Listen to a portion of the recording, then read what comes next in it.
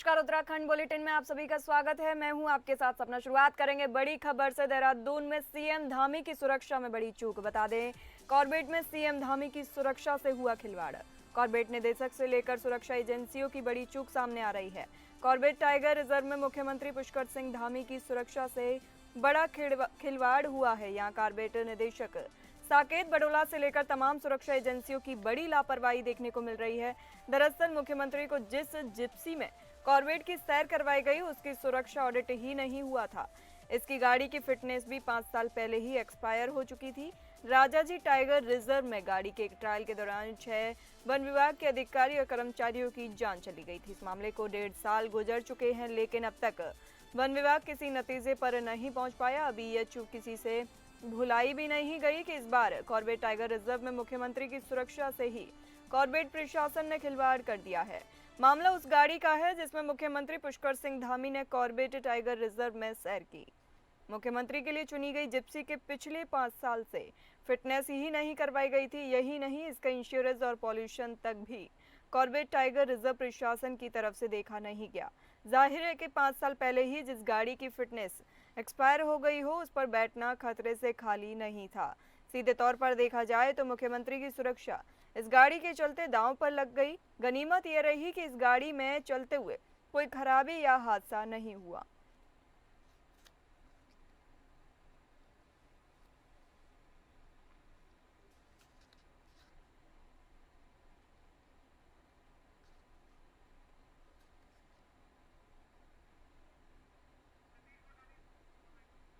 इसी के साथ ही ज्यादा जानकारी के लिए हमारे संवाददाता सतीश कोठारी हमारे साथ जुड़े हुए हैं। आपसे जानेंगे, सीएम की सुरक्षा में ये चूक बड़ा मामला है, कैसे हुई ये चूक? देखिए, सीएम धामी कॉर्पोरेट पार्क गए थे, जहां उन्होंने जंगल सफारी का शो किया और निरीक्षण कर रहे थे, वहां पेड़ पौधे लगा रहे थे। तो उनको जो है जिप्सी में भ्रमण करना था, जंगल सफारी का देखना था कि किस तरीके का क्या है यहाँ व्यवस्थाओं को लेकर देखने का उन्होंने। लेकिन वो एक जिप्सी में बैठे, जिस जिप्सी के 5 साल से कोई फिटनेस नहीं हुई और पिछली बार भी यही हुआ था, एक बड़ी घटना हुई थी और उसका भी अभी तक कोई जांच नहीं सामने आई कि क्या हुआ था, कैसे हुआ था, अभी तक नहीं आए। और आज दूसरी बार ये देखने को मिला कि जो है सीएम धामी की सुरक्षा में इतनी बड़ी चूक करी है वन विभाग ने, इतना बड़ा जो है ये बहुत बड़ी बात है कि 5 साल 1.5 साल चल जाता है, 2 साल चल जाता है, लेकिन जिस व्यक्ति की फिटनेस जो है 5 साल से न हुई हो, वो अगर सरकारी गाड़ी अगर वो सीधी से काफिले में चल रही, सीएम साहब खुद उस गाड़ी में बैठ रहे हैं, तो ये बहुत बड़ी चूक है। और उनको क्या कहते हैं, उन पर सिर्फ कार्रवाई करने की बात करी है वन मंत्री ने भी और चीफ ने भी, वन विभाग के जो चीफ है उन्होंने भी। लेकिन ये व्यवस्था कब सुधरेगी, कब ये अधिकारी जो है और कब ये लोग कभी ये सुरक्षा की नहीं या अन्य चीजों में कब सुधार लाएंगे, ये आज तक देखने को नहीं मिला। लगभग 25 साल हो गए उत्तराखंड को बने हुए, लेकिन हर जगह कहीं ना कहीं कोई ना कोई चीज जरूर करते हैं। किसी भी विभाग में जाए आप, कहीं न कहीं कुछ ना कुछ होता ही है इनका, क्योंकि इतने अधिकारी लापरवाह हैं, इतने लापरवाह है उत्तराखंड सरकार, इसमें अधिकारी इतने लापरवाह हैं कि उनको जो है कभी भी ये नहीं देखा जाता है, किसी भी काम में सीरियसनेस देखी नहीं जा रही है। और आज इतना बड़ा हादसा, अगर कोई भी घटना हो सकती थी इस तरीके की, अगर कोई घटना, कोई भी अप्रिय घटना हो सकती थी, लेकिन शुक्र रहा है कि कोई चूक नहीं, कोई घटना नहीं हुई और अब जाके जांच के आदेश दिए गए हैं। ठीक जी सतीश, आपसे और भी जानकारी आगे लेंगे, तब तक बने रहिए।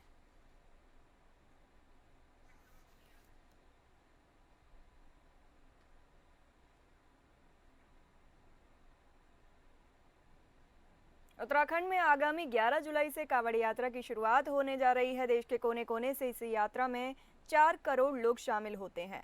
कांवड़ियों की सुरक्षा और कांवड़ के नियमों का पालन कराने के साथ साथ यात्रा को व्यवस्थित करने को लेकर मुख्यमंत्री पुष्कर सिंह धामी ने अधिकारियों को निर्देश दिए हैं। कि मुख्यमंत्री धामी ने कहा कि कांवड़ मार्गों पर वेरिफिकेशन ड्राइव भी चलाई जा रही है। इसके साथ साथ कांवड़ यात्रा में नशा मुक्ति का भी संदेश दिया जा रहा है। कांवड़ियों से कांवड़ के नियमों का पालन करने की अपील की जा रही है। सुरक्षा को लेकर पिछले दिनों हरिद्वार में अधिकारियों के साथ बैठक कर उन्हें दिशा निर्देश दिए गए। इसके अलावा इंटरेस्टेड अधिकारियों की मीटिंग भी हुई। बता दें, मुख्यमंत्री धामी ने कहा कि सभी राज्यों से व्यवस्थाओं को लेकर चर्चा की गई है। मुख्यमंत्री धामी ने कहा कि कांवड़ यात्रा पवित्र और महत्वपूर्ण यात्रा है। कांवड़ यात्रा में देश भर के लोग शामिल होते हैं। सीएम ने कहा कि कांवड़ बड़ी हो जाती है, कावड़ कितनी बड़ी रखनी है, डीजे का साउंड कितना रखना है और स्वच्छता का विशेष ध्यान रखने की भी अपील की जा रही है। हमारा बहुत बड़ा मेला होता है जिसमें पूरे देश भर के कांवड़ यात्री आते हैं और उनका केंद्र हमारा राज्य के आसपास, हरिद्वार के आसपास का पूरा क्षेत्र बन जाता है। ऐसे में अनेक व्यवस्थाएं कांवड़ मेले के निमित्त करनी पड़ती हैं। वो एक बड़ा चुनौतीपूर्ण भी होता है, लेकिन हर वर्षों की भांति इस वर्ष भी अच्छी कांवड़ यात्रा हो, उसके लिए प्रशासन के लोगों के साथ, पुलिस विभाग के साथ, जिला एडमिनिस्ट्रेशन के साथ लगातार हमारी समीक्षा बैठकें चल रही हैं। पिछले दिनों मैंने हरिद्वार में ही सभी विभागों के साथ बैठक की थी। उससे पहले हमारे सभी वरिष्ठ अधिकारियों के द्वारा इंटर स्टेट मीटिंग भी की गई है।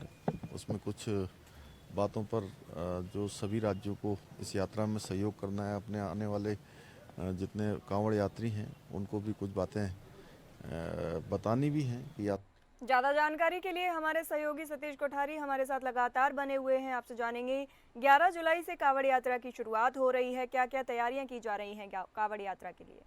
देखिए 11 जुलाई से उत्तराखंड में कांवड़ यात्रा शुरू हो रही है। कांवड़ यात्रा जो है खास करके ऋषिकेश और हरिद्वार से उठाई जाती है। जो कांवड़ जो है जल जो है वो हरिद्वार और ऋषिकेश से उठाया जाता है। लेकिन सबसे बड़ी बात है उस समय क्राउड बहुत ज्यादा हो जाता है, इतना ज्यादा फुटफॉल हो जाता है ऋषिकेश और हरिद्वार में कि जगह जगह लोगों की भीड़ लगी रहती है। लेकिन बात ये यहाँ पे आती है कि कुछ लोग हुड़दंगी भी होते हैं और खास में वो जो है कुछ ऐसे लोग भी आते हैं कि जो कि कुछ हुड़दंग करते हैं, कुछ इस तरीके के काम करते हैं कि कुछ नशा करते हैं। तो ऐसे लोगों के लिए खास करके जो दिशा निर्देश दिए गए हैं कि इस तरीके का कोई भी ना आए, कोई भी इस तरीके का कोई भी अप्रिय घटना हो, तो उसको लेकर शासन के साथ लगातार बैठकें चली और सभी जो टीमें हैं, जो कांवड़ में टीमें लगाई गई हैं, पुलिस प्रशासन की, चाहे आपदा प्रबंधन की, चाहे जो भी टीमें उसमें लगाई गई, उनसे साफ कहा गया है कि कांवड़ के जो नियम पालन है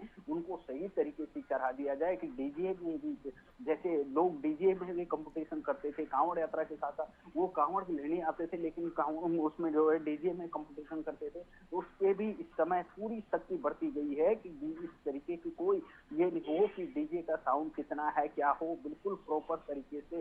साथ ही कांवड़ का भी जो साइज है उसका भी फिक्स किया गया है। इस बार की कांवड़ का जो साइज होगा उसका भी प्रॉपर तरीके से पालन किया जाए।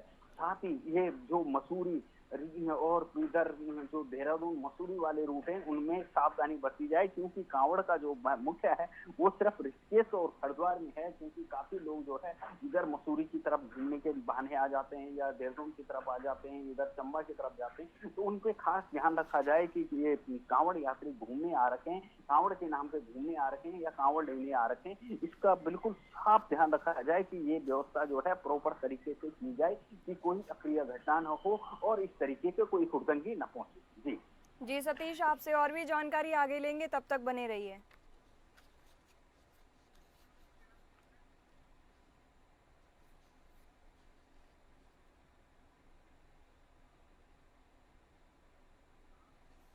देश के केंद्रीय गृह मंत्री अमित शाह एक बार फिर से उत्तराखंड के दौरे पर हैं। बता दें 19 जुलाई को अमित शाह उधम सिंह नगर के रुद्रपुर में आएंगे। वहीं अमित शाह के दौरे को लेकर कांग्रेस ने एक बार फिर से सरकार पर हमला किया है। कांग्रेस के उपाध्यक्ष सूर्यकांत धस्माना ने कहा कि अमित शाह के उत्तराखंड आने पर आज तक क्या फायदा हुआ है, वह सिर्फ चुनावी फायदे के लिए उत्तराखंड आते हैं। सूर्यकांत धस्माना ने कहा कि अमित शाह उत्तराखंड आकर कभी अंकिता भंडारी के मामले का जिक्र नहीं करते। राज्य में महिला अपराध इतना बढ़ गया है, वो कभी भी उसकी बात नहीं करते।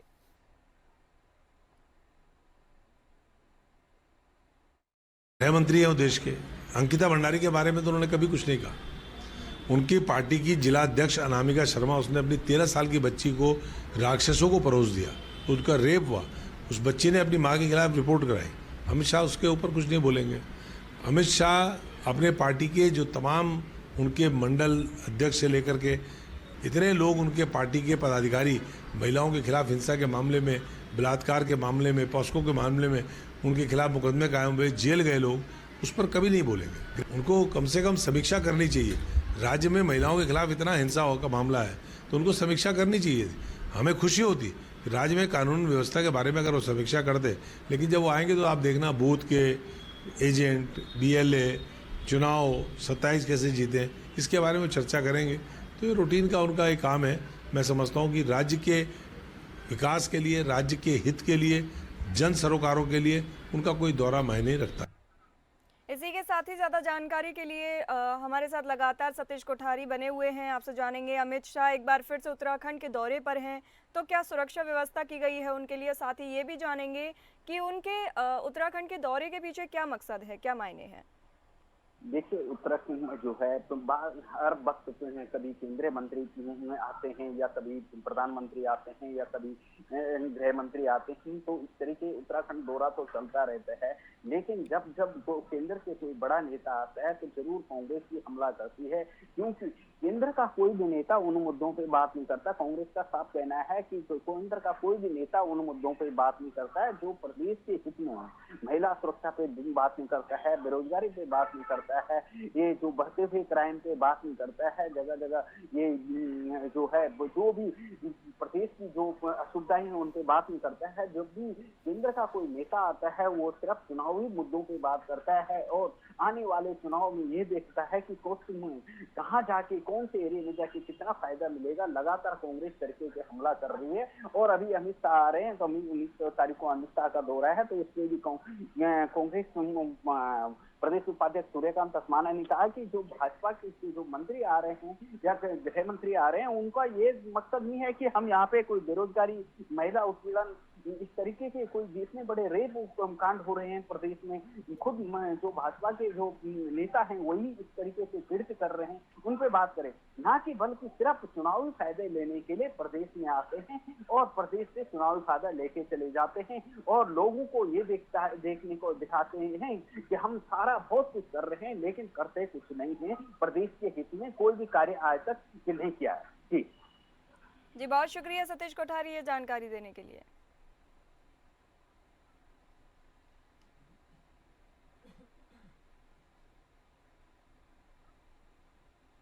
केंद्रीय गृह मंत्री अमित शाह का 19 जुलाई को रुद्रपुर में प्रस्तावित दौरा है। गृह मंत्री अमित शाह दौरे को लेकर प्रशासनिक गतिविधियां भी तेज हो गई हैं। इसी क्रम में सिडकुल के प्रबंध निदेशक सौरभ गहरवार ने जिला प्रशासन और उद्योग विभाग के अधिकारियों के साथ कार्यक्रम स्थल स्पोर्ट्स स्टेडियम रुद्रपुर का स्थलीय निरीक्षण भी किया। निरीक्षण के दौरान उन्होंने व्यवस्थाओं का भी जायजा लिया। उन्होंने अधिकारियों को निर्देश दिए कि कार्यक्रम की भव्यता और सुरक्षा के दृष्टिगत सभी तैयारियों को समयबद्ध और व्यवस्थित ढंग से पूर्ण किया जाए।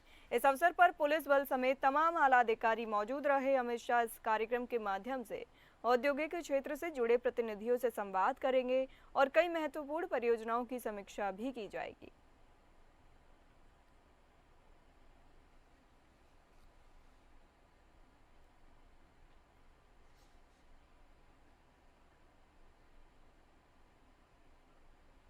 प्रदेश में डॉक्टरों की भारी कमी है। कई जनपदों में स्थिति प्राथमिकता और सामुदायिक स्वास्थ्य केंद्रों में विशेषज्ञ डॉक्टर न होने से मरीजों को देहरादून के अस्पतालों का रास्ता तय करना पड़ता है।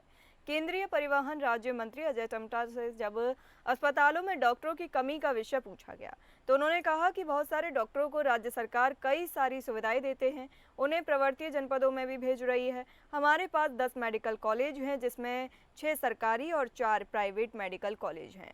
पूरे राज्य की बात करें तो प्रतिवर्ष करीब 1200 से अधिक डॉक्टरों की नियुक्ति की जा रही है, जिससे आने वाले समय में डॉक्टर्स की समस्या का समाधान होगा। बहुत सारी डॉक्टर्स को हम लोग बहुत सारा सुविधाएं देकर भी पर्वतीय क्षेत्र के अंदर विशेष उसको सहयोग देकर के भी, सरकार की सुविधा देकर भी भेजते ही हैं, मगर उस सारी समस्याओं का समाधान अब धीरे धीरे सुधर रहा है। हमारे पास अब 10 मेडिकल कॉलेज है, 6 सरकारी मेडिकल कॉलेज हैं और 4 प्राइवेट मेडिकल कॉलेज हैं। आने वाले समय के अंदर पिथौरागढ़ और रुद्रपुर भी चलेगा, इससे हमारी संख्या बढ़ेगी और लगभग पूरे प्रदेश भर में करीब 1225 डॉक्टर हर साल बन रहे हैं और जिससे कि हमारे आने वाले समय में इस प्रदेश के अंदर डॉक्टर्स की समस्या का समाधान होगा। उत्तराखंड के कपकोट क्षेत्र में एक नाबालिग बालिका के साथ कथित जबरदस्ती और अस्मिता से खिलवाड़ का मामला सामने आया है। मामले में पूर्व सीएम हरीश रावत ने सत्ताधारी भाजपा पर गंभीर आरोप लगाए हैं। उन्होंने सोशल मीडिया पर लिखा कि नामजद आरोपी सत्तारूढ़ दल के विधायक का निकटतम व्यक्ति है और एक अन्य प्रभावशाली व्यक्ति को बचाने की कोशिश की जा रही है। उन्होंने कहा कि भाजपा के राज में बहन बेटियां सुरक्षित नहीं हैं। वहीं इस पर भाजपा प्रदेश प्रवक्ता सुनीता विद्यार्थी ने पलटवार करते हुए कहा कि मामला गंभीर है, लेकिन हरीश रावत द्वारा लगाए गए आरोप बेबुनियाद हैं। भाजपा सरकार में दोषी चाहे कोई भी हो, उस पर कार्रवाई होगी। हमारी नीति स्पष्ट है, न किसी को बचाया जाएगा, न ही किसी को छोड़ा जाएगा। कांग्रेस को अपनी नीयत पर सवाल उठाना चाहिए, जहां ऐसे मामलों में संरक्षण देने की परंपरा रही है।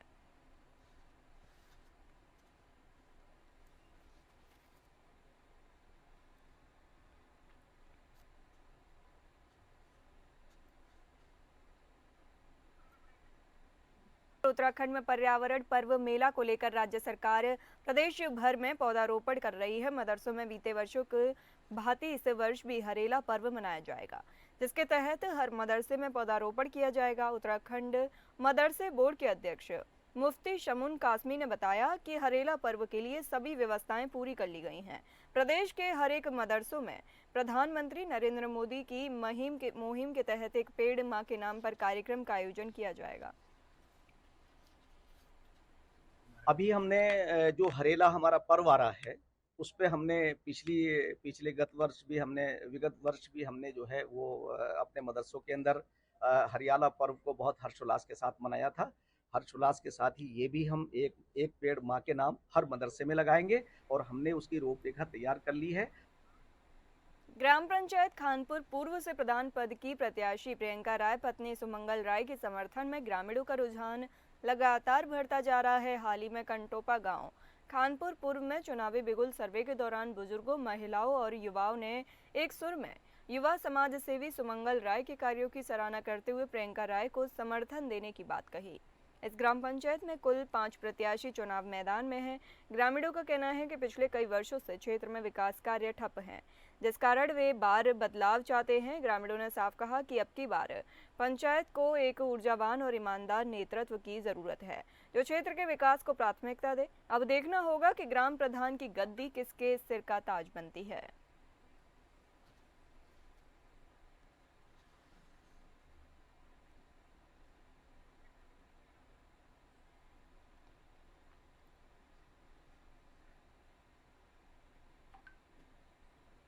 प्रदेश में खाद्य विभाग ने राशन की दुकानों में पीओएस मशीनें लगाई हैं। देहरादून में समस्त राशन वितरण दुकानों में ये मशीनें लगाई गई हैं। जिला पूर्ति अधिकारी के अग्रवाल ने जानकारी देते हुए बताया कि सार्वजनिक वितरण प्रणाली को और अधिक पारदर्शी बनाने के लिए भारत सरकार द्वारा दिशा निर्देश दिए गए थे। दून जनपद में कुल 1000 से अधिक दुकानों में ये ई-पॉस मशीनें लगाई गई हैं। इन मशीनों में आंखों के माध्यम से सत्यापन किया जा सकता है। साथ ही यदि किसी की आंखों के जरिए सत्यापन नहीं हो पाता तो ये अपने मोबाइल पर ओटीपी के माध्यम से भी सत्यापन कर सकता है। जिला पूर्ति अधिकारी ने बताया कि इसके जरिए कोई भी लाभार्थी राशन लेने से वंचित नहीं रह पाएगा। सार्वजनिक वितरण प्रणाली को और अधिक पारदर्शी तथा सशक्त बनाने के लिए भारत सरकार के निर्देश पर शासन द्वारा सभी उचित दर दुकानों पर न्यू ई-पॉस मशीनें लगाई गई हैं। इसके अंतर्गत जनपद देहरादून में मई महीने से इसका शुभारंभ किया गया है और जनपद की 1026 सभी राशन की दुकानों पर ये न्यू ई-पॉस मशीन लगा दी गई है। इससे जहाँ तक लाभार्थी को लाभ होने का फ़ायदा होने से मतलब है, तो इसमें 3 ऑप्शन दिए गए हैं। कुछ कार्ड धारकों के जिनके बायोमेट्रिक नहीं हो पाता था, अंगूठे घिस गए थे या किसी कारण से उनके नहीं हो पाते थे, तो इस मशीन में आँखों के माध्यम से भी इसका सत्यापन किया जा सकेगा। आयरिश का भी इसमें प्रोविज़न है।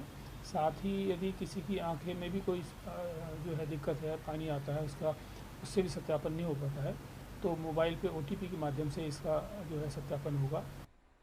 प्रदेश में लगातार बारिश का कहर जारी है, जिससे कि पहाड़ों में भूधसाव हो रहा है। वहीं मैदानी इलाकों में भी नदी नाले उफान पर हैं। जगह जगह लोगों के घरों में पानी घुस रहा है। सड़कों पर गड्ढे बने हैं। वहीं उत्तराखंड में चल रही चार धाम यात्रा भी इसमें प्रभाव देखने को मिल रहा है। वहीं मौसम विभाग के अनुसार अभी 10 तारीख तक इसी तरह बरसात देखने को मिलेगी।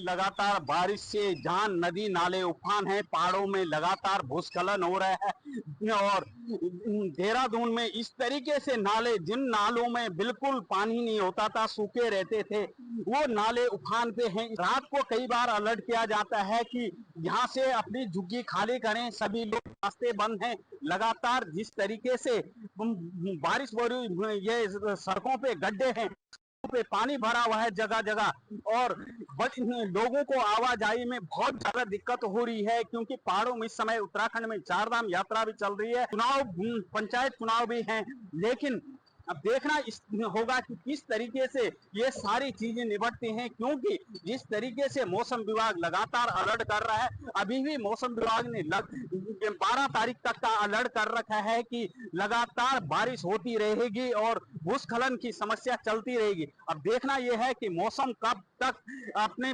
करवट लेता है और कब वो जो है शांत होता है, क्योंकि इस तरीके से चलेगा तो अब पंचायत चुनाव भी बहुत जल्दी हैं, लेकिन इस तरीके से इसमें पंचायत चुनाव भी बहुत मुश्किल भरे रहेंगे, क्योंकि लगातार पहाड़ों में बारिश और भूस्खलन देखने को मिल रहा है। मैं सतीश कोठारी, एपीएन न्यूज से, देहरादून।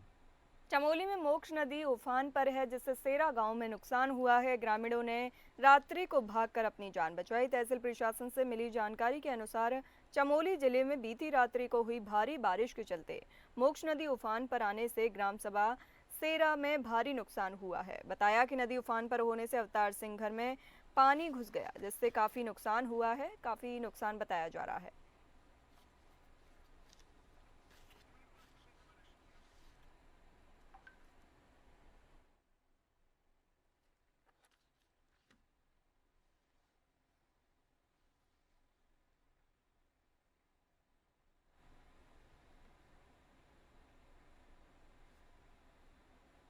खबर रुड़की से है, जहां महासचिव की गाड़ी पर हमला हुआ है। बता दें आपको, रुड़की में हरिद्वार रोड पर शेरपुर गांव के पास आजाद समाज पार्टी के प्रदेश महासचिव तेज प्रताप सैनी पर जानलेवा हमला किया गया है। बताया गया है कि तेज प्रताप सैनी अपनी स्कॉर्पियो गाड़ी से रुड़की की ओर जा रहे थे, तभी सामने से एक वैगनार कार आकर रुकी, जिसमें से 4 लोग निकले और उन्होंने तेज प्रताप पर हमला कर दिया।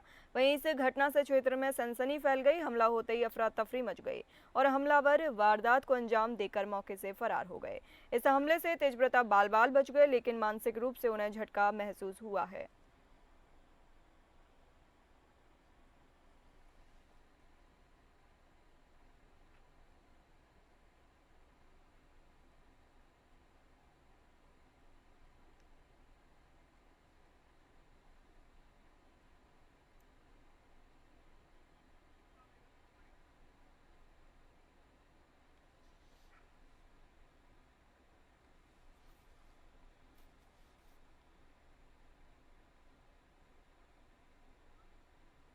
उत्तराखंड में अपनी अलग पहचान बनाकर महिलाओं की आर्थिकी को मजबूत बनाने वाला पहाड़ी फल बेडू, जिसे पहाड़ी अंजीर के नाम से भी जाना जाता है, ये पहाड़ का फल अब देश में अपनी अलग पहचान बनाने जा रहा है।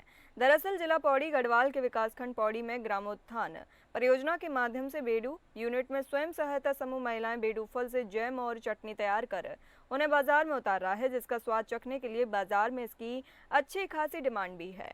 यही वजह है कि अब बेडू से निर्मित प्रोडक्ट जैम और चटनी को अब जियो टैग मिलने जा रहा है, जिसके बाद बाजार में इस फल से तैयार उत्पाद अब अपनी अलग पहचान भी बना पाएंगे। जबकि बेडू का फल महिलाओं की आर्थिकी को भी मजबूत करता है। बेडू यूनिट में 50 रुपये प्रति किलो की दर से ग्रामीण व स्वयं सहायता समूह की महिलाओं से बेडू को खरीदा जा रहा है, जिससे बेडू पल्प से इन प्रोडक्ट को तैयार किया जा सके। स्वयं सहायता से जुड़ी महिलाओं ने बताया कि पूर्व में बेडू जंगल में खराब होता था, लेकिन आज बेडू उनकी आर्थिकी का जरिया बना हुआ है।